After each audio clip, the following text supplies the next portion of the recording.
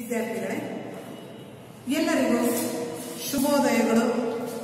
ಮಕ್ಕಳೇ, ನಾವಿವತ್ತು 8ನೇ ತರಗತಿಯ ವಚನಾಮೃತ ಅನ್ನತಕ್ಕಂಥ ಪದ್ಯ ಭಾಗದ 2ನೇ ಅವಧಿಯ ಒಂದು ಪಾಠವನ್ನು ನಾವಿವತ್ತು ನೋಡೋಣ. ಮಕ್ಕಳೇ, ಪದ್ಯವನ್ನು ನಾವು ಹಿಂದಿನ ಅವಧಿಯಲ್ಲಿ ಒಂದು ಮೊದಲ ಅವಧಿಯಲ್ಲಿ ಏನನ್ನ ಕಲ್ತ್ಕೊಂಡಿದ್ವಿ ನೆನಪಿದೆಯಾ ಮಕ್ಕಳೇ?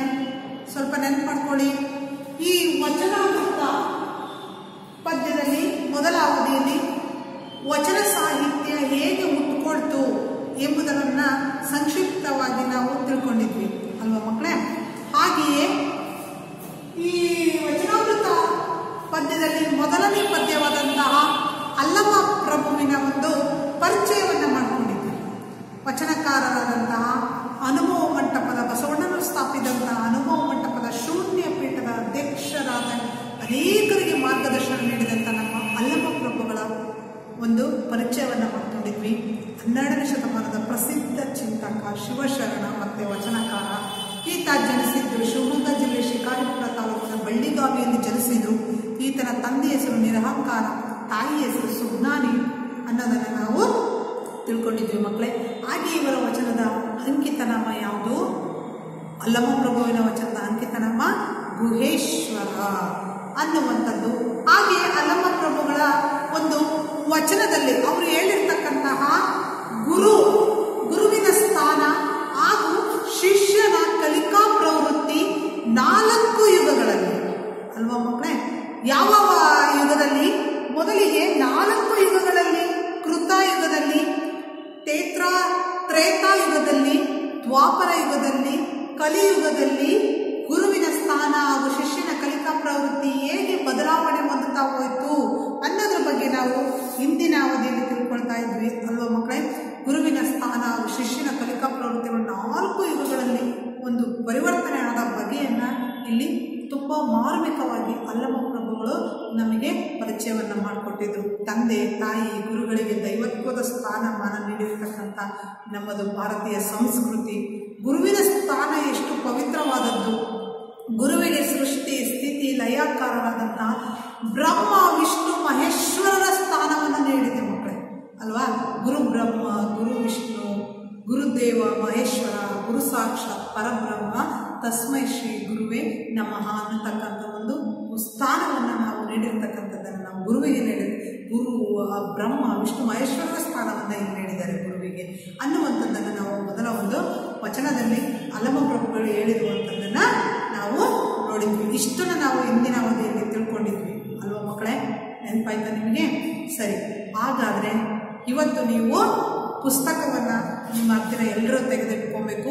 ಪುಸ್ತಕದಲ್ಲಿ ಪುಟ ಸಂಖ್ಯೆ 109 ಮತ್ತು 110 ಮಕ್ಕಳೇ ಪುಟ ಸಂಖ್ಯೆ. ಆ ಪುಸ್ತಕವನ್ನು ತೆಗೆದಿಟ್ಕೊಳ್ಳಿ. ಇವತ್ತಿನ ಒಂದು ಅವಧಿಯಲ್ಲಿ ನಾವು ಏನೇನನ್ನು ತಿಳ್ಕೊಳ್ಳೋಣ? ಇನ್ನೊಬ್ಬ 12ನೇ ಶತಮಾನದ ಇನ್ನೊಬ್ಬ ಪ್ರಸಿದ್ಧ ವಚನಕಾರರಾದಂತಹ ಆಯ್ದಕ್ಕಿ ಮಾರಯ್ಯನ ಒಂದು ಪರಿಚಯವನ್ನು ಮಾಡಿಕೊಳ್ಳೋಣ ಮಕ್ಕಳೇ.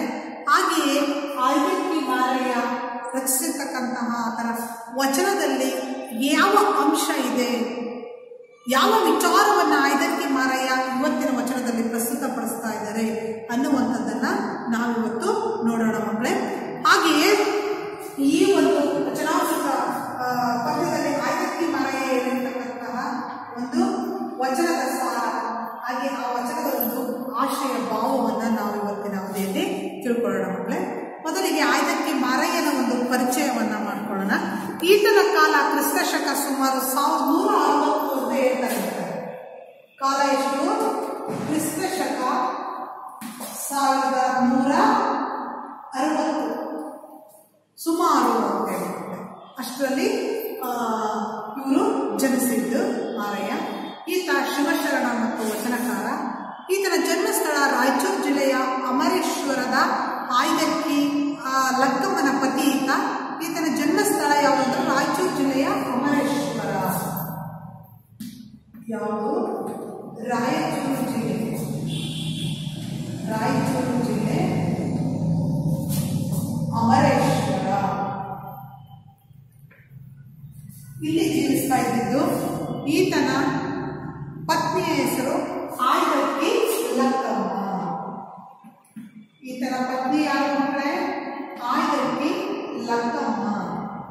ಈಕೆಯೂ ಕೂಡ ಅನೇಕ ವಚನಗಳನ್ನು ರಚನೆ ಮಾಡಿದ್ದಾರೆ ಮಕ್ಕಳೇ. ಇಬ್ರು ಕೂಡ ಶಿವಶರಣರೇ. ಹಾಗಾಗಿ ಈಕೆಯೂ ಕೂಡ ಶಿವಶರಣೆ, ಆಯ್ದಕ್ಕಿ ಲಕ್ಕಮ್ಮ. ಈಕೆಯ ಪತಿಯೇ ಆಯ್ದಕ್ಕಿ ಮಾರಯ್ಯ ಅಂತ ಹೇಳಿ ಮಕ್ಕಳೇ. ಆಯ್ದಕ್ಕಿ ಮಾರಯ್ಯ ಎಂದೇ ಪ್ರಸಿದ್ಧರಾಗಿದ್ದಾರೆ ಇವರು. ಈವರೆಗೆ ಈತನ ಸುಮಾರು 32 ವಚನಗಳು ದೊರೆತಿವೆ. ಎಷ್ಟು? 32 ವಚನಗಳು ನಮಗೆ ಇದುವರೆಗೆ ಆಯ್ದಕ್ಕಿ ಮಾರಯ್ಯ 32 ವಚನಗಳು ನಮಗೆ ಲಭ್ಯ ಆಗಿದ್ದಾವೆ. ಇನ್ನ ಎಂಥ ಪರಿಸ್ಥಿತಿ ಎದುರಾದರೂ ಸಹ ಕಾಯಕವನ್ನ ಬಿಡದೆ ಮಾಡಬೇಕು, ಕಾಯಕ ಮಾಡಿ ಬದುಕಬೇಕು, ಯಾಚನೆ ಮಾಡಬಾರ್ದು, ಇನ್ನೊಬ್ಬರ ಹತ್ರ ಬೇಡಬಾರ್ದು, ಹಾಗೂ ಕೂಡಿಡಬಾರ್ದು. ನನಗೆ ನಾಳೆ ಬೇಕು, ನನ್ನ ಮಕ್ಕಳಿಗೆ ಬೇಕು, ಮೊಮ್ಮಕ್ಕಳಿಗೆ ಬೇಕು ಅಂತೇಳಿ ಕೂಡಿಡಬಾರ್ದು ಎಂದು ಹೇಳುವ ಮೂಲಕ ಕಾಯಕ ಬದುಕಿನ ಮಹತ್ವವನ್ನು ಇಲ್ಲಿ ಸಾರಿದ್ದಾರೆ. ಇಂತಹ ಆದರ್ಶವನ್ನು ಹೊಂದಿರುವಂತಹ ಈ ಥರ ಒಂದು ವಚನಗಳ ಅಂಕಿತನಾಮ ಅಂದರೆ ಮಕ್ಕಳೇ ಅಮರೇಶ್ವರ ಲಿಂಗ. ಆಯ್ದಕ್ಕಿ ಮಾರಯ್ಯನ ವಚನಗಳ ಅಂಕಿತನಾಮ ಯಾವುದು ಮಕ್ಕಳೇ? ಅಮರೇಶ್ವರ ಲಿಂಗ. ಅಮರೇಶ್ವರ ಲಿಂಗ. ಇದು ಪ್ರತಿಯೊಬ್ಬ ವಚನಕಾರರು ಒಂದೊಂದು ಅಂಕಿತನಾಮವನ್ನು ಇಷ್ಟದೈವವನ್ನು ಇಟ್ಟುಕೊಂಡು ವಚನಗಳನ್ನು ರಚನೆ ಮಾಡಿದ್ದಾರೆ ಮಕ್ಕಳೇ. ಇನ್ನ ಬೀದಿಯಲ್ಲಿ ಬಿದ್ದಂತಹ ಹಕ್ಕಿಯನ್ನ ಆಯ್ದು ತಂದು ದಾಸೋಹ ಮಾಡುವುದೇ ಇವರ ಕಾಯಕವಾಗಿತ್ತು ಮಕ್ಕಳೇ. ನೋಡಿ ಅಲ್ವಾ? ಅಂದರೆ ಪ್ರತಿನಿತ್ಯ ಯಾರಾದರೂ ಊಟ ಇಲ್ಲ ಅಂತ ಬಂದರೆ ಇವರು ಅನ್ನದಾನವನ್ನು ಮಾಡ್ತಾ ಇದ್ರಂತೆ, ಅನ್ನ ದಾಸೋಹವನ್ನು ಮಾಡ್ತಾ ಇದ್ರಂತೆ. ಯಾರಿಗೂ ಸಹ ಇಲ್ಲ ಅಂದಲೇ ಊಟವನ್ನು ಕೊಡ್ತಾ ಇದ್ರಂತೆ. ಅದು ಪ್ರತಿನಿತ್ಯ ಬೀದಿಯಲ್ಲಿ ಬಿದ್ದಂಥ ಅಕ್ಕಿಗಳನ್ನು ಆಯ್ಕೊಂಡು ತಗೊಂಡು ಬರ್ತಾ ಇದ್ರು ಅನ್ನುವಂಥದ್ದು ಮಕ್ಕಳೇ. ಇವ್ರ ಬಗ್ಗೆ ಒಂದು ಒಂದು ಘಟನೆ ನಡೆದಿದ್ದನ್ನು ಹೇಳ್ತಾರೆ ಮಕ್ಕಳೇ. ಎಲ್ಲೋ ಕೇಳಿದಂಥದ್ದು, ಇಲ್ಲಿ ಆಯ್ದಕ್ಕಿ ಮಾರಯ್ಯ ಪ್ರತಿನಿತ್ಯ ಬೀದಿಯಲ್ಲಿ ಏಕೆ ಅಕ್ಕಿಯನ್ನು ಆರಿಸ್ಕೊಂಡು ಬಂದು ಪ್ರತಿನಿತ್ಯ ಆರಿಸ್ಕೊಂಡು ಬಂದು ಅವತ್ತಿನ ಊಟಕ್ಕೆ ಬೇಕಾದಷ್ಟು ಅಕ್ಕಿಯನ್ನು ಮಾತ್ರ ಆರಿಸ್ಕೊಂಡು ಬಂದು ಅದನ್ನು ಮಾಡಿ ಊಟವನ್ನು ಬೇರೆಯವ್ರಿಗೆ ಬಂದವ್ರಿಗೂ ಕೂಡ ಕೇಳಿದವ್ರಿಗೂ ಕೂಡ ಊಟವನ್ನು ಬಡಿಸ್ತಾ ಇದ್ರು, ಅನ್ನ ದಾಸೋಹವನ್ನು ಮಾಡ್ತಾ ಇದ್ರು ಮಕ್ಕಳೇ. ಹೀಗೆ ಆಯ್ದಕ್ಕಿ ಮಾರಯ್ಯ ಒಮ್ಮೆ ಬೀದಿಯಲ್ಲಿ ಅಕ್ಕಿಯನ್ನು ಆರಿಸ್ತಾ ಇರಬೇಕಾದ್ರೆ ಸ್ವಲ್ಪ ಎಲ್ಲೋ ಅವತ್ತಿನ ದಿವಸ ಬಹಳಷ್ಟು ಅಕ್ಕಿ ಚೆಲ್ಲಿತ್ತು. ಅದೆಲ್ಲವನ್ನು ಆರಿಸ್ಕೊಂಡು ಬಂದು ಮಾರಯ್ಯ ತನ್ನ ಹೆಂಡತಿಗೆ ಅದನ್ನು ಕೊಡ್ತಾಳೆ.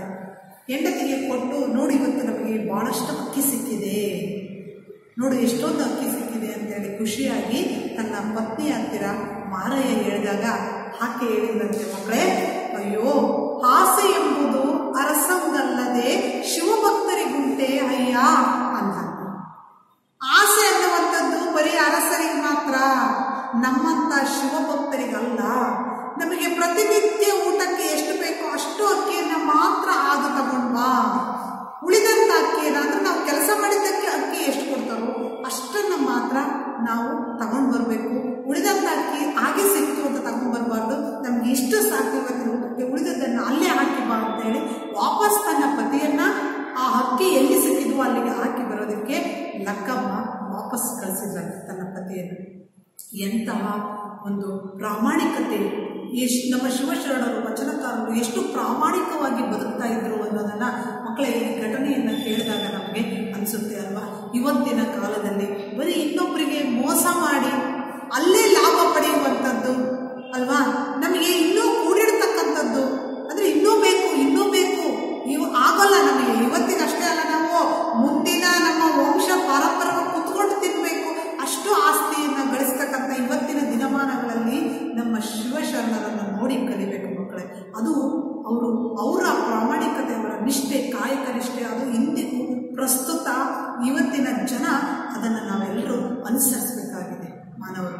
ಹಾಗಾಗಿನೇ ಇಲ್ಲಿ ಆ ಥರ ಹೇಳಿದಂಥ ಅಂದರೆ ಆಸೆ ಅನ್ನೋದು ಬರೀ ಅರಸಂಗಷ್ಟೇ. ಅರಸರು ರಾಜ್ಯ ವಿಸ್ತರಿಸಬೇಕು, ನನ್ನ ಸಾಮ್ರಾಜ್ಯ ಎಲ್ಲ ಕಡೆ ವಿಸ್ತಾರ ಆಗಬೇಕು, ಇನ್ನಷ್ಟು ನನ್ನ ರಾಜ್ಯವನ್ನು ವಿಸ್ತಾರಗೊಳಿಸಬೇಕು ಅನ್ನೋ ಆಸೆ ಅರಸರೇ ಇರುತ್ತೆ. ಆದರೆ ನಾವು ಶಿವಭಕ್ತರು ನಮಗೆ ಬೇಡ ಆಸೆ ಅಂತ ಹೇಳಿ ತನ್ನ ಪತಿಗೆ ಲಕ್ಕಮ್ಮ ಹೇಳಿದ್ರಂತೆ ಮಕ್ಕಳೇ ಅಲ್ವಾ? ಹಾಗೆಯೇ ಈ ಶಿವಶರಣರು ಹೇಗೆ ಬದುಕ್ತಾ ಇದ್ರು ಅನ್ನೋದು ನಮಗೆ ಗೊತ್ತಾಗುತ್ತೆ ಮಕ್ಕಳೇ. ಇನ್ನು ಈ ಒಂದು ಪ್ರಸ್ತುತ ಐದಕ್ಕೆ ಮಾರೆಯ ವಚನಗಳಲ್ಲಿ ಕಂಡುಬರ್ತಕ್ಕಂಥ ಆಶ್ರಯ ಯಾವುದು ಅಂತ ನೋಡೋದಾದ್ರೆ, ಕಾಯಕವೇ ಕೈಲಾಸ ಎಂದು ಹೇಳುವ ಮೂಲಕ ಬಸವಣ್ಣ ಅವರು ಹೇಳಿದ ಕಾಯಕದ ಮಹತ್ವ ಐದಕ್ಕೆ ಮಾರಯ್ಯ ಅವರ ವಚನಗಳಲ್ಲೂ ವ್ಯಕ್ತವಾಗಿದೆ. ಮಕ್ಕಳೇ, ಕಾಯಕವೇ ಕೈಲಾಸ ಎಂಬ ಮಾತು ಹೇಳಿದ ತಕ್ಷಣ ನಮಗೆ ಬಸವಣ್ಣನವರು ನೆನಪಾಗ್ತಾರೆ ಅಲ್ವಾ. ನಮ್ಮ ಬಸವಣ್ಣನವರು ಯಾವಾಗಲೂ ಅದನ್ನೇ ಹೇಳ್ತಾ ಇದ್ರು, ಕಾಯಕವೇ ಕೈಲಾಸ ಅಂದ್ರೆ ನಾವು ಮಾಡುವ ಕೆಲಸದಲ್ಲೇ ನಾವು ಕೈಲಾಸವನ್ನ ಕಾಣಬೇಕು. ಕೈಲಾಸ ಅನ್ನೋದು ಬೇರೆ ಎಲ್ಲೂ ಇಲ್ಲ, ನಾವು ಮಾಡ್ತಕ್ಕಂಥ ಕೆಲಸದಲ್ಲೇ ನಮಗೆ ಕೈಲಾಸ ದೊರಕುತ್ತೆ, ಕೈಲಾಸ ಸಿಗುತ್ತೆ ಅನ್ನೋದನ್ನ ಬಸವಣ್ಣನವರು 12ನೇ ಶತಮಾನದಲ್ಲಿ ಸಾರಿದ್ರಲ್ವಾ. ಅಂತಹ ಒಂದು ಕಾಯಕದ ಮಹತ್ವವನ್ನೇ ನಮ್ಮ ಐದಕ್ಕೆ ಮಾರಯ್ಯ ಇವತ್ತಿನ ಒಂದು ವಚನದಲ್ಲಿ ವ್ಯಕ್ತವಾಗಿರೋದನ್ನು ನಾವು ನೋಡ್ಬೋದು ಮಕ್ಕಳೇ. ಮನುಷ್ಯನಿಗೆ ಕಾಯಕವೇ ಮುಖ್ಯ, ಕಾಯಕದಲ್ಲಿ ಸರ್ವಸ್ವವನ್ನು ಕಾಣಬಹುದು, ಇದು ಶ್ರೇಷ್ಠ ಹಾಗೂ ಸರ್ವಕಾಲಿಕ ಸತ್ಯ ಮಕ್ಕಳೇ ಅಲ್ವಾ. ಕಾಯಕವೇ ಮುಖ್ಯ ಮನುಷ್ಯನಿಗೆ. ಸೋಂಬೇರಿಯಾಗಿ ಕುತ್ಕೊಂಡು ಉಣ್ಣುವಂಥದ್ದು ಒಂದು ರೀತಿ ಏನಂತೀವಿ ನಾವು ಮನೆಯಲ್ಲಿ ಬೈತಾಡ್ತಾ ಕೊಡ್ಬೋದು ಮಕ್ಕಳೇ. ಯಾವುದೇ ಕೆಲಸ ಮಾಡ್ತಾ ಇರಲ್ಲ ಅಂದ್ರೆ ಭೂಮಿಗೆ ಭಾರ ಅಲ್ವಾ, ಎತ್ತವರಿಗೆ ಭಾರ, ಏನಾದರೂ ದುಡಿದು ತಿನ್ಬೇಕು, ಸುಮ್ಮನೆ ಕೂತ್ಕೊಂಡಿರೋ ಸೋಂಬೇರಿಗಳು ಅಂತ ಅವರನ್ನ ನಿಂದಿಸ್ತಾ ಇರ್ತಾರೆ. ಹಾಗಾಗಿ ಅದು ನಮಗೆ ಒಳ್ಳೆಯದಲ್ಲ. ಕಾಯಕವೇ ಮುಖ್ಯ. ಯಾವಾಗಲೂ ಕಾಯಕದಲ್ಲಿ ನಾವು ನಮ್ಮ ಕೆಲಸದಲ್ಲಿ ನಾವು ಮಾಡುವ ವೃತ್ತಿಯಲ್ಲಿ ನಾವು ಸರ್ವಸ್ವವನ್ನು ಕಾಣಬಹುದು, ಎಲ್ಲವೂ ಸಿಗುತ್ತೆ. ಕಷ್ಟಪಟ್ಟು ನಿಷ್ಠೆಯಿಂದ ನಾವು ಕಾಯಕವನ್ನು ಮಾಡಿದರೆ ನಾವು ಏನೇನು ಬೇಕು ಅಂತ ಅಂದ್ಕೊಂಡಿರ್ತೀವೋ ಅದೆಲ್ಲವೂ ನಮಗೆ ನಾವು ಮಾಡುವ ಕೆಲಸದಲ್ಲಿ ಸಿಗುತ್ತೆ. ಇದು ನಿಜವಾಗ್ಲೂ ಶ್ರೇಷ್ಠವಾದಂಥದ್ದು. ಇದು ಸಾರ್ವಕಾಲಿಕ ಸತ್ಯ. ಇವತ್ತಿಗೆ ಅಷ್ಟೇ ಅಲ್ಲ, 12ನೇ ಶತಮಾನದಲ್ಲಿ ವಚನಕಾರರು ಹೇಳಿದ್ರಲ್ಲ ಅವತ್ತಿಗಲ್ಲ, ಅದು ಯಾವಾಗಲೂ ಕೂಡ ಇರ್ತಕ್ಕಂಥ ಸತ್ಯ. ಹಾಗೆಯೇ ಕರ್ತವ್ಯ ನಿಷ್ಠೆ ಮತ್ತು ಬದ್ಧತೆಯನ್ನು ಸಾರುವ ಈ ವಚನ ಇಂದಿಗೂ ಪ್ರಸ್ತುತ. ನಾವು ಮಾಡುವಂಥ ಕರ್ತವ್ಯದಲ್ಲಿ ನಿಷ್ಠೆ ಇರಬೇಕು, ಪ್ರಾಮಾಣಿಕತೆ ಇರಬೇಕು, ಹಾಗೆ ಬದ್ಧತೆ ಇರಬೇಕು ಅಂತ ಸಾರ್ತಕ್ಕಂಥ ವಚನ ಇದು ಐದಕ್ಕೆ ಮಾರಯ್ಯಂದು ಇವತ್ತಿಗೂ ಕೂಡ ಪ್ರಸ್ತುತವಾಗಿರುವಂಥದ್ದು. ನಾವು ಮಾಡುವ ಕೆಲಸ, ಅಯ್ಯೋ ನನ್ನ ಈ ಕೆಲಸ ಹೇಗೆ ಮಾಡಲಿ ಅನ್ನುವಂಥ ಒಂದು ಈನ ಮನೋಭಾವ ಬೇಡ. ನಾನು ಮಾಡುವ ಕೆಲಸದಲ್ಲೇ ನಾನು ನಿಷ್ಠೆಯಿಂದ, ಯಾವುದೇ ಕೆಲಸ ಮಾಡಿದ್ರೆ ಅದನ್ನು ನಿಷ್ಠೆಯಿಂದ, ಬದ್ಧತೆಯಿಂದ, ಪ್ರಾಮಾಣಿಕತೆಯಿಂದ ಮಾಡಿದರೆ ನಿಜವಾಗ್ಲೂ ಅದರಲ್ಲಿ ನಾವು ಕೈಲಾಸವನ್ನು ಕಾಣಬಹುದು ಅನ್ನುವಂಥ ವಚನವನ್ನು ಈ ಪ್ರಸ್ತುತ ಐದಕ್ಕೆ ಮಾರಯ್ಯ ಅವರು ವಚನದಲ್ಲಿ ತಿಳಿಸ್ಕೊಟ್ಟಿದ್ದಾರೆ. ಗೊತ್ತಾಯ್ತಲ್ಲ. ಈಗ ಇಷ್ಟು ಈ ಪದ್ಯದ ಒಂದು ಆಶಯ ಭಾವ ಇತ್ತು. ನಾವು ಇವತ್ತಿನ ಅವಧಿಯಲ್ಲಿ ವಚನಾಮೃತ ಇವತ್ತಿನ ಐದಕ್ಕೆ ಮಾರಯ್ಯನ ಒಂದು ಪರಿಚಯವನ್ನು ತಿಳ್ಕೊಂಡ್ವಿ ಮಕ್ಕಳೇ. ಹಾಗೆಯೇ ಈ ಒಂದು ಪದ್ಯದ ವಚನದ ಆಶಯ ಭಾವ ಏನು ಅನ್ನೋದನ್ನು ನಾವು ತಿಳ್ಕೊಂಡ್ವಿ. ಈಗ ಪದ್ಯ ಭಾಗಕ್ಕೆ ಹೋಗೋಣ. ನಿಮ್ಮ ಪುಟ ಸಂಖ್ಯೆ 110 ಪುಸ್ತಕದಲ್ಲಿ ತೆಗೆದುಕೊಂಡಿದ್ದೀರಲ್ಲ, ಒಮ್ಮೆ ಈ ವಚನವನ್ನು ನಾವು ಹಾಡೋಣ ಮಕ್ಕಳೇ. ನೋಡಿ, ಕಾಯಕದಲ್ಲಿ ನಿರತನಾಡೆ ಗುರುದರ್ಶನವಾದಡು ಮರೆಯಬೇಕು. ಕಾಯಕದಲ್ಲಿ ನಿರತನಾಡೆ ಗುರುದರ್ಶನವಾದಡು ಮರೆಯಬೇಕು. ಲಿಂಗ ಪೂಜೆಯಾದಡು ಮರೆಯಬೇಕು. ಜಂಗಮ ಮುಂದೆ ನಿಂದಿದ್ದಳು ಅಂಗು ಹರಿಯಬೇಕು. ಕಾಯಕದಲ್ಲಿ ನಿರತನಾಡೆ ಗುರುದರ್ಶನವಾದಳು ಮರೆಯಬೇಕು. ಕಾಯಕವೇ ಕೈಲಾಸವಾದ ಕಾರಣ ಅಮರೇಶ್ವರ ಲಿಂಗವಾಯಿತಾದಳು ಕಾಯಕದೊಳಗು. ಕಾಯಕವೇ ಕೈಲಾಸವಾದ ಕಾರಣ ಅಮರೇಶ್ವರ ಲಿಂಗವಾಯಿತಾದಳು ಕಾಯಕದೊಳಗು. ಗೊತ್ತಾಯ್ತಲ್ಲ ಮಕ್ಕಳೇ. ಈಗ ಅಲ್ಲಿ ಒಂದು ವಚನದ ಒಂದು ಸಾರವನ್ನು ನಾವು ನೋಡೋಣ. ಕಾಯಕದಲ್ಲಿ ನಿರತನಾಡೆ ಗುರುದರ್ಶನವಾದಳು ಮರೆಯಬೇಕು. ಕಾಯಕ ಅಂದ್ರೆ ಮಕ್ಕಳೇ ಕಾರ್ಯ, ಕೆಲಸ. ಕಾಯಕ ಅಂದ್ರೆ ನಾವು ಮಾಡತಕ್ಕಂಥ ಕಾರ್ಯ, ಕೆಲಸ ಅಂತ ಕರೀತೀವಿ. ಇಲ್ಲಿ ಕಾರ್ಯ ಅನ್ನೋದಕ್ಕೆ ಇನ್ನೊಂದು ತತ್ಸಮ ಪದ ಬರುತ್ತೆ. ಕಾರ್ಯ ತತ್ಸಮ ಪದ, ಇದಕ್ಕೆ ಕಜ್ಜ, ಕಾರ್ಯ ಕಜ್ಜ. ಈ ಒಂದು ನಾವು ಯಾವುದಾದರೂ ಒಂದು ಕಾಯಕದಲ್ಲಿ ಕೆಲಸದಲ್ಲಿ ನಾವು ನಿರತರಾದ್ವಿ ಅಂದರೆ, ನಿರತನಾಡೆ ಅಂದರೆ ನಿರತವಾದರೆ, ನಿರತನಾಡೆ ಅಂತ ಇದೆ, ನಿರತನಾಡೆ ಅಂದರೆ ನಿರತವಾದರೆ, ನಿರತವಾದರೆ ವಾದರೆ, ನಿರತವಾದರೆ ಅಂದರೆ ನಿರತವಾದರೆ ಆ ಕಾಯಕದಲ್ಲಿ ನಾವು ಕೆಲಸವನ್ನು ನಿರ್ವಹಿಸ್ತಾ ಇದ್ದೀವಿ ಅಂದರೆ, ಆ ಕೆಲಸವನ್ನ ಮಾಡ್ತಿದ್ದೀವಿ ಅಂದರೆ ಆಗ ಗುರುದರ್ಶನವನ್ನು ಮರೆಯಬೇಕು. ಒಂದು ಕೆಲಸದಲ್ಲಿ ನಾವು ಮುಳುಕೊಂಡಿದ್ದೀವಿ, ಮಾಡ್ತಾ ಇದ್ದೀವಿ ಅಂದರೆ ನಮಗೆ ವಿದ್ಯೆ ಕಲಿಸಿದ ಅಥವಾ ನಮ್ಮ ಗುರುಗಳೇ ಬಂದು, ದರ್ಶನ ಅಂದರೆ ಎದುರಾಗೋದು, ದರ್ಶನ ಹೇಳೋದು ಅಂತ, ಆ ಗುರುಗಳು ಬಂದರೂ ಕೂಡ, ಗುರು ಬಂದರೂ ಕೂಡ ಅದನ್ನು ನಾವು ಮರೆಯಬೇಕು. ನಮ್ಮ ಕೆಲಸವನ್ನು ಅರ್ಧಕ್ಕೆ ನಿಲ್ಲಿಸಿ ಹೋಗಬಾರ್ದು, ನಮ್ಮ ಕೆಲಸವನ್ನು ಪೂರ್ಣಗೊಳಿಸಬೇಕು. ಗುರುಗಳು ದರ್ಶನ ನೀಡ್ತಾ ಇದ್ರು ಕೂಡ ಅದನ್ನು ಮರಿಬೇಕು ನಾವು. ಹಾಗೆಯೇ ನಾವು ಕಾಯಕದಲ್ಲಿ ನಿರತವಾಗಿದ್ವಿ ಅಂದರೆ ಲಿಂಗ ಪೂಜೆಯಾದಡೂ ಮರೆಯಬೇಕು. ಮಕ್ಕಳೇ ಗೊತ್ತಿದೆ ನಿಮ್ಗೆ ಅಲ್ವಾ? ಈ ಲಿಂಗ ವಚನಕಾರರು ಅವರವರ ಇಷ್ಟ ದೈವ ಲಿಂಗ ಅಂದರೆ ಯಾರು ಬೇಕಾದರೂ, ಯಾವ ಧರ್ಮದವರು ಯಾರು ಬೇಕಾದರೂ, ಹೆಣ್ಣು ಗಂಡು ಎಂಬ ಭೇದವಿಲ್ಲದೆ ಲಿಂಗ ಪೂಜೆಯನ್ನು ಮಾಡಬಹುದು ಅನ್ನೋದನ್ನು ಸಾರಿದ್ರು ಅಲ್ವಾ? ಅಲ್ಲೇ ನಾವು ನಮ್ಮ ಇಷ್ಟ ದೈವವನ್ನು ಕಾಣ್ಬೋದು ಅನ್ನುವಂಥದ್ದು. ಹಾಗೆ ನಾವು ಕಾಯಕದಲ್ಲಿ ಯಾವುದೋ ಒಂದು ಕೆಲಸ ಮಾಡ್ತಾ ಇದ್ದೀವಿ, ಅದಕ್ಕೆ ಸಮಯ ಬೇಕಾಯಿತು ಅಂದರೆ ಆ ಸಮಯಕ್ಕೆ ನಾವು ಲಿಂಗ ಪೂಜೆ ಮಾಡಬೇಕಾದಂಥ ಒಂದು ಸ್ಥಿತಿ ಇದ್ರೂ ಕೂಡ ಆ ಲಿಂಗ ಪೂಜೆಯನ್ನು ನಾವು ಮರೆತು ಬಿಡಬೇಕು. ಯಾಕೆ ಅಂದರೆ ನಾವು ಮಾಡುವ ಕೆಲಸದಲ್ಲೇ ನಾವು ಲಿಂಗ ಪೂಜೆ ಮಾಡಿದಂತೆ. ಅಂದರೆ ದೇವರ ಪೂಜೆ ಮಾಡಬೇಕು ಅಥವಾ ಲಿಂಗ ಪೂಜೆ ಮಾಡಬೇಕು ಅಂದರೆ ನಾವು ಮಾಡುವ ಕೆಲಸದಲ್ಲೇ ದೇವರಿದ್ದಾನೆ. ಹಾಗಾಗಿ ಅದರಲ್ಲೇ ನಾವು ದೇವರನ್ನು ಕಾಣಬೇಕಾಗುತ್ತೆ.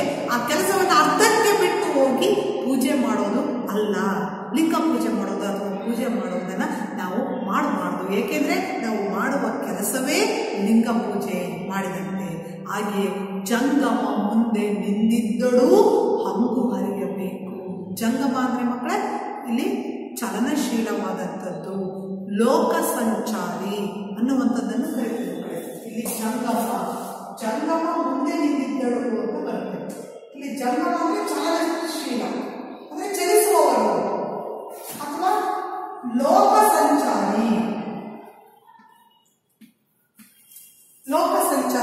ಅಂತಲೂ ಕರಿತೀವಿ ಮಕ್ಕಳೇ. ಹಾಗೆಯೇ ಮತ್ತೆ ನನ್ನ ಹೇಳ್ಬೋದು, ಇಲ್ಲಿ ವೀರಶೈವ ಧರ್ಮ ಇದೆ. ಈ ವೀರಶೈವ ಧರ್ಮಾನುಸಾರ ವಿರಕ್ತ ಅಂತ, ಎಲ್ಲವನ್ನು ಸಂಸಾರವನ್ನು ತ್ಯಜಿಸಿ ತಪಸ್ಸನ್ನು ಮಾಡಿದಂಥವ್ರು, ಎಲ್ಲವನ್ನು ತ್ಯಜಿಸಿದಂಥವ್ರು ವಿರಕ್ತ. ವೀರಶೈವ ಧರ್ಮಾನುಸಾರವಾಗಿ ವಿರಕ್ತ ಅಂತ ನಾವು ಜಂಗಮ ಅಂತ ಹೇಳಿ ಕರಿತೀವಿ ಮಕ್ಕಳೇ ಅಲ್ವಾ? ಇಲ್ಲಿ ಹಾಗಾಗಿ ಜಂಗಮ ಅಂದ್ರೆ ಇನ್ನೊಂದು ಚಲಿಸೋದು ಅಂತಲೂ ಬರುತ್ತೆ.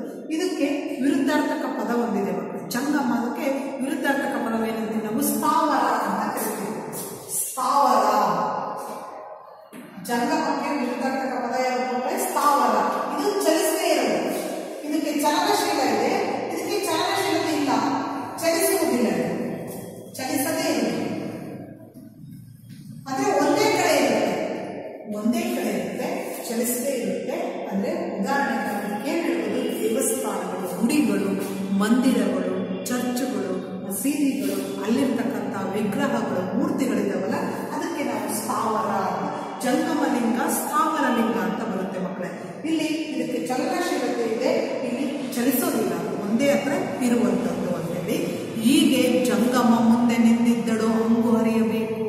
ಅಲ್ಲಿ ಜಂಗಮ ಮುಂದೆ ಬಂದು ನಿಂತ್ಕೊಂಡಿದ್ದಾರೆ. ನಾನು ಒಂದು ಕೆಲಸವನ್ನು ನಿರ್ವಹಿಸ್ತಾ ಇದ್ದೀನಿ, ಕೆಲಸ ಮಾಡ್ತಾ ಇದ್ದೀನಿ ಅಂದರೆ ಆ ಜಂಗಮ ಮುಂದೆ ಬಂದು ನಿಂತ್ಕೊಂಡ್ರೂ ಕೂಡ ನಾವು ಹಂಗು ಹರಿಯಬೇಕು. ಹಂಗು ಅಂದ್ರೆ ಮಕ್ಕಳೇ ಋಣ ಅಂತ. ಹಂಗು ಅಂದ್ರೆ ಋಣ. ನಾನು ಯಾವುದು ಋಣ ತೀರಿಸಬೇಕಾಗಿರುತ್ತೆ ಅಥವಾ ಆ ಜಂಗಮನ ಋಣ ನನ್ನ ಮೇಲಿದ್ರೂ ಕೂಡ ನಾನು ಕೆಲಸ ಮಾಡ್ತಾ ಇರೋದ್ರಿಂದ, ನಾನು ಕಾಯಕ ಮಾಡ್ತಾ ಇರೋದ್ರಿಂದ ಅದನ್ನು ಕೂಡ ನಾನು ಮರೆತು ಬಿಡಬೇಕು. ಅದನ್ನು ಕೂಡ ನಾನು ಯಾಕೆಂದ್ರೆ ಕೆಲಸದಲ್ಲಿ ನಿರತನಾಗಿದ್ದೀನಿ. ಆ ಕೆಲಸ ಪೂರ್ಣಗೊಳ್ಳುವವರೆಗೂ ಅದನ್ನು ಬಿಟ್ಟು ಗುರುದರ್ಶನವಾದರೂ ಲಿಂಗ ಪೂಜೆಯಾದರೂ ಕೂಡ ಆ ಜಂಗಮ ಮುಂದೆ ಬಂದು ನಿಂತಿದ್ರೂ ಕೂಡ ನಾವು ಕೆಲಸವನ್ನು ಅರ್ಧಕ್ಕೆ ಬಿಟ್ಟು ಹೋಗಬಾರ್ದು.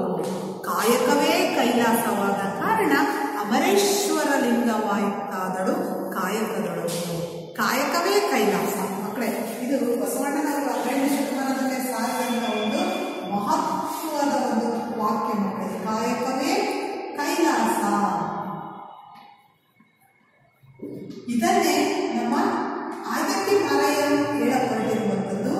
ಈ ಒಂದು ಕಾಯಕದಲ್ಲಿ ನಾನು ಕಾಯಕವೇ ಕೈಲಾಸವಾಗಿರುವ ಕಾರಣ ಅಮರೇಶ್ವರ ಲಿಂಗವಾಯಿತಾದಳು ಕಾಯಕಗಳು. ಅಮರೇಶ್ವರ ಲಿಂಗ ಅಂದ್ರೆ ಅವರ ಇಷ್ಟ ದೈವ. ಈ ನನ್ನ ಇಷ್ಟ ದೈವ ಅಮರೇಶ್ವರ ಲಿಂಗವಾಯಿತಾದರೂ ಕೂಡ ಕಾಯಕದೊಳಗು, ಆ ಕಾಯಕದಲ್ಲಿ ನಾನು ಮಾಡುವ ಕೆಲಸದಲ್ಲೇ ನನ್ನ ಅಮರೇಶ್ವರ ಲಿಂಗವನ್ನು ನಾನು ಕಾಣ್ತಿದ್ದೀನಿ. ನನ್ನ ದೇವರನ್ನ ಆ ಕಾಯಕದಲ್ಲೇ ಕಾಣ್ತಾ ಇದ್ದೀನಿ. ನಾನು ಮಾಡ್ತಕ್ಕಂಥ ಕಾಯಕವೇ, ನಾನು ಮಾಡ್ತಕ್ಕಂಥ ಕೆಲಸವೇ ಅಮರೇಶ್ವರ ಲಿಂಗ ಆಗಿರೋದ್ರಿಂದ, ದೇವರಾಗಿರೋದ್ರಿಂದ, ಸ್ವರ್ಗ ಆಗಿರೋದ್ರಿಂದ, ಹಾಗಾಗಿ ನಾನು ಯಾರೇ ಎದುರಿಗೆ ಬಂದು ನಿಂತ್ಕೊಂಡ್ರು ನನ್ನ ಮಾಡುವ ವೃತ್ತಿಯನ್ನು, ನಾನು ಮಾಡುವ ಕೆಲಸವನ್ನು ಅರ್ಧಕ್ಕೆ ಬಿಟ್ಟು ಹೋಗಬಾರ್ದು ಅನ್ನುವಂಥದ್ದನ್ನು ಈ ಒಂದು ಕಾಯಕದ ಮಹತ್ವವನ್ನು ತುಂಬ ಚೆನ್ನಾಗಿ ಆಯ್ದಕ್ಕಿ ಮಾರಯ್ಯರಲ್ಲಿ ಹೇಳಲ್ಪಟ್ಟಿದ್ದಾರೆ ಮಕ್ಕಳೇ ಅಲ್ವಾ. ಅಂದರೆ ನಾವೆಲ್ಲರೂ ಕೂಡ ನಾವು ಮಾಡ್ತಕ್ಕಂಥ ವೃತ್ತಿಯಲ್ಲಿಯೇ ನಾವು ದೇವರನ್ನು ಕಾಣಬೇಕು ಅನ್ನುವಂಥದ್ದು. ರೈತ ಇರ್ಬೋದು, ರೈತ ತಾನು ಉಳುಮೆ ಮಾಡೋದರಲ್ಲಿಯೇ, ತಾನು ಬಿತ್ತುವುದರಲ್ಲಿಯೇ, ಅವನು ಮಾಡುವ ಒಂದು ರೀತಿಯಲ್ಲಿಯೇ, ಹೊಲದಲ್ಲಿಯೇ, ತಾನು ಮಾಡುವ ಕೆಲಸದಲ್ಲಿಯೇ ದೇವರನ್ನು ಕಾಣ್ತಾನೆ. ಅದು ಮಾಡುವ ಕಾಯಕವೇ ಕೈಲಾಸ ಆಗಿರುತ್ತೆ. ಈ ಕೆಲಸವನ್ನು ಬಿಟ್ಟು ನಾವು ಬರೀ ದೇವರ ಮನೆಯಲ್ಲಿ ಕೂತ್ಕೊಂಡು ಪ್ರತಿನಿತ್ಯ ದೇವರನ್ನ ಮನೆಯಲ್ಲಿ ಕೂತ್ಕೊಂಡು ಪೂಜೆ ಮಾಡೋದ್ರಿಂದ, ದೇವರನ್ನು ಭಜಿಸೋದ್ರಿಂದ ಅಲ್ಲಿ ನಮಗೆ ದೇವರು ಸಿಗೋದಿಲ್ಲ. ಅಥವಾ ಎಲ್ಲೋ ಕಾಶಿನೋ ಅಥವಾ ಇನ್ಯಾವುದೋ ಗುಡಿ ಮಂದಿರಗಳನ್ನು ನಾವು ಅಲಿಯೋದ್ರಿಂದ ದೇವರನ್ನು ಹುಡುಕೊಂಡು ಬೇರೆ ಬೇರೆ ಕಡೆ ಸುತ್ತೀವಿ. ಅನೇಕ ಹಣವನ್ನು ವ್ಯರ್ಥ ಮಾಡ್ತೀವಿ. ದೇವರಿಗೋಸ್ಕರ ಅನೇಕ ದೇವಸ್ಥಾನಗಳನ್ನು ದುಡ್ಡು ಸುರಿದು ಕಟ್ತಾ ಹೋಗ್ತೀವಿ. ಹಾಗಾಗಿ ಅವುಗಳನ್ನು ಹುಡ್ಕೊಂಡು, ದೇವರನ್ನು ಹುಡ್ಕೊಂಡು ಎಲ್ಲೆಲ್ಲೂ ಹೋಗ್ತೀವಲ್ಲ, ಹಾಗಾಗಿ ಎಲ್ಲೂ ಇಲ್ಲ. ನಾವು ಮಾಡ್ತಕ್ಕಂಥ ಕಾಯಕದಲ್ಲಿ, ನಾವು ಮಾಡ್ತಕ್ಕಂಥ ಕೆಲಸದಲ್ಲಿಯೇ ನಾವು ದೇವರನ್ನು ಕಾಣ್ಬೋದು. ಅದೇ ಕಾಯಕವನ್ನು, ಕೆಲಸವನ್ನು ನಿಷ್ಠೆಯಿಂದ, ಬದ್ಧತೆಯಿಂದ, ಪ್ರಾಮಾಣಿಕತೆಯಿಂದ ನಾವು ಕೆಲಸ ಮಾಡ್ತಾ ಹೋದರೆ ಅಲ್ಲೇ ನನ್ನ ದೇವರನ್ನು ನಾವು ಕಾಣ್ಬೋದು ಅನ್ನುವಂಥದ್ದನ್ನು ಆಯ್ದಕ್ಕಿ ಮಾರಯ್ಯ ತುಂಬ ಚೆನ್ನಾಗಿ ಈ ವಚನದಲ್ಲಿ ಹೇಳಿದ್ದಾರೆ ಮಕ್ಕಳೇ. ಗೊತ್ತಾಯ್ತಲ್ವ? ಇದಿಷ್ಟು ಒಂದು ಆಯ್ದಕ್ಕಿ ಮಾರಯ್ಯನ ವಚನದಲ್ಲಿ ನೀವು ಇಷ್ಟು ಒಂದು ಸಾರಾಂಶವನ್ನು ನಾವು ಅರ್ಥ ಮಾಡ್ಕೊಂಡ್ವಿ ಮಕ್ಕಳೇ. ಇದು ಅರ್ಥ ಆಯ್ತಲ್ವ ನಿಮಗೆ? ಗೊತ್ತಾಯ್ತಲ್ವಾ? ಸರಿ, ಹಾಗಾದರೆ ಗೃಹಪಾಠಕ್ಕೆ, ಇದರಲ್ಲಿ ಗೃಹಪಾಠಕ್ಕೆ ನೀವು ಪ್ರಶ್ನೆಗಳನ್ನು ಬರ್ಕೊಡಿ ಮಕ್ಕಳೇ.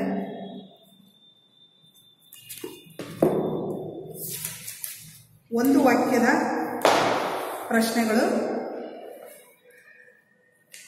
ಕಾಯಕದಲ್ಲಿ ನಿರತನಾದವನು ಯಾವುದನ್ನು ಮರೆಯಬೇಕು?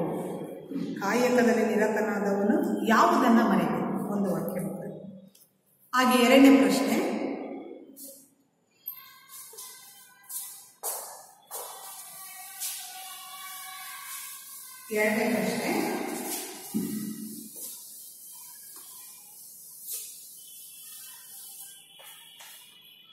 ಕಾಯಕದಲ್ಲಿ ನಿರತನಾದವನು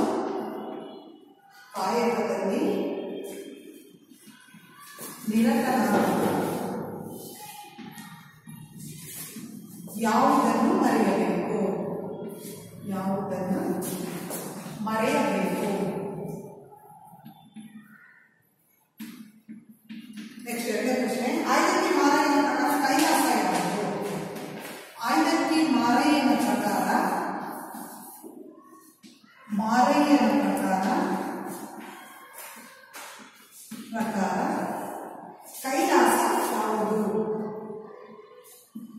ಕೈಲಾಸ ಯಾವುದು?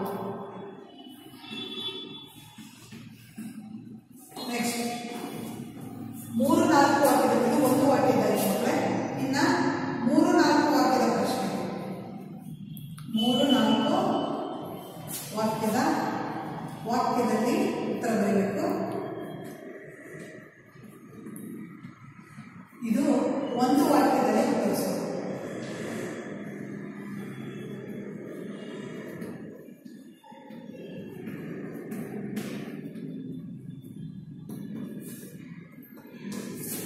ಇದು ಒಂದನೇ ಪ್ರಶ್ನೆ.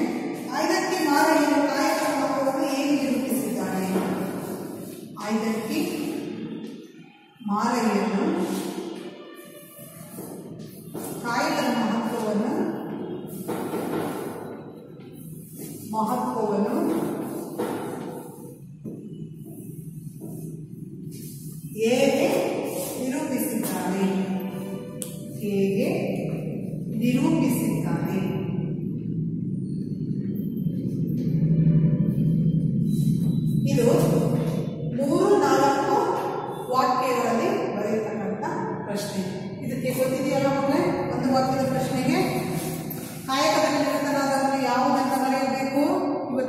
ಪದ್ಯದಲ್ಲೇ ಇದೆ. ಆಯ್ತಕ್ಕಿ ಮಾರಯ್ಯನ ಪ್ರಕಾರ ಕೈಲಾಸ ಯಾವುದು? ಗೊತ್ತಿದೆ ಉತ್ತರ. ಸರಿಯಾದ ಉತ್ತರಗಳನ್ನು ಬರೆಯಬೇಕು. ಹಾಗೆ 3-4 ಪ್ರಶ್ನೆ. ಆಯ್ತಕ್ಕಿ ಮಾರಯ್ಯನು ಕಾಯಕದ ಮಹತ್ವವನ್ನು ಹೇಗೆ ನಿರೂಪಿಸಿದ್ದಾನೆ? ಸಂಪೂರ್ಣವಾಗಿ ವಚನದ ಸಾರಾಂಶವನ್ನು ಇದಕ್ಕೆ ವಿವರಿಸಬೇಕು ಮಕ್ಕಳೇ. ಗೊತ್ತಾಯ್ತಲ್ಲ? ಇಷ್ಟು ಪ್ರಶ್ನೆಗಳ ಉತ್ತರಗಳನ್ನು ಬರೆದಿಟ್ಕೊಬೇಕು. ನಾವು ಇನ್ನು ಮುಂದಿನ ಅವಧಿಯಲ್ಲಿ ಮುಂದಿನ ಇಬ್ಬರು ವಚನಕಾರರ ವಚನಗಳಿವೆ ಮಕ್ಕಳೇ, ಅವುಗಳನ್ನು ನಾವು ಮುಂದಿನ ಒಂದು ಅವಧಿಯಲ್ಲಿ ನೋಡೋಣಂತೆ. ಸರಿನಾ?